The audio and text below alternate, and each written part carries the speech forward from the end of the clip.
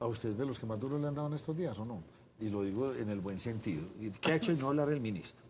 Es que el fondo para la estabilización del precio del combustible, el anterior gobierno, y eso van yo no sé cuántos miles y miles de billones. Cuando usted terminó su periodo como ministro de Hacienda, explíquenos un poco esto. Yo sabe que yo no he entendido una cosa, somos productores de petróleo y tenemos que pagarlo a precio internacional. Entonces, pues bueno, somos productores de aguacates, compremos aguacates a precios internacionales. Lo que yo no entiendo, Nacho, es que, y ya nos dirá el rector y exministro, cómo dejó él ese fondo, porque se ha venido subiendo el precio del combustible de la gasolina, pero el fondo continúa subiendo mucho más. Sí, no entiendo. Explíquenos. El fondo lo que busca El es déficit del fondo, pues. eliminar la diferencia que existe entre el precio nacional y el precio internacional.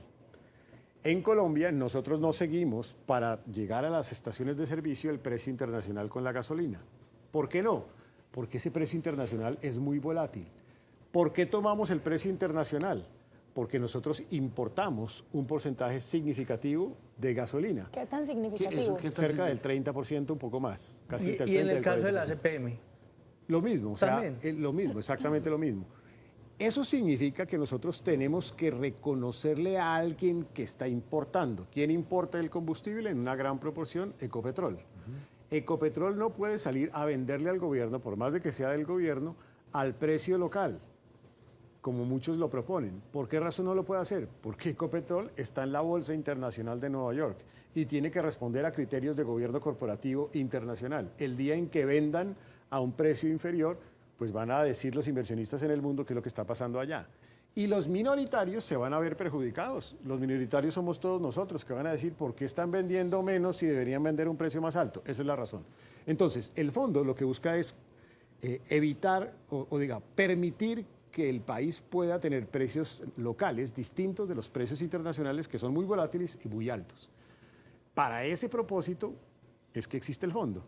En la medida en que salimos de la pandemia, los precios del petróleo subieron muy rápidamente por todas las razones que hay a nivel internacional. China, venía recuperándose, el mundo recuperándose, subían los precios internacionales. Nosotros no podíamos de un solo totazo subir el precio local, porque si no aquí la inflación hubiera llegado al por lo menos 5 a 10 puntos porcentuales adicionales y los precios de los alimentos estarían en ese momento en el 70-80%. Eso es inmanejable para los más vulnerables.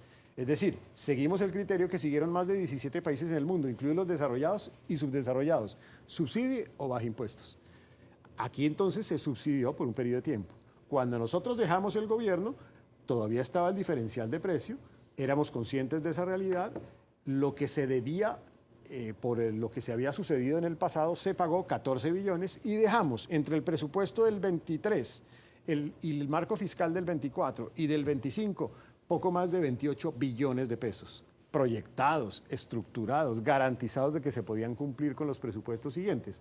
Total, cerca de 42 billones de pesos o pagados o proyectados en los presupuestos o en el marco fiscal de mediano y largo plazo. Ahora el ministro de Hacienda entonces dice que es que se ha gastado mucho en subsidios. Bueno, si él quiere no gastarse en subsidios, pues suba la gasolina rápidamente. No lo puede hacer. ¿Por qué? Porque genera lo mismo que era la preocupación nuestra, un fenómeno inflacionario desbordado. O dos, ahorre gasto. Porque si se gasta en 7 viceministerios en el Ministerio de la Igualdad, pues eso vale. Si se gastan en viajes y tiquetes internacionales en primera clase, pues eso vale. Y así suban muchos gastos, pues que realmente generan un déficit adicional. Entonces me parece que hay que también lograr un equilibrio. ¿Y cómo es un equilibrio? Hay que ser prudente con el gasto. Y hay que ser prudente con el gasto para poder sortear temporalmente algunos subsidios y simultáneamente el gasto público.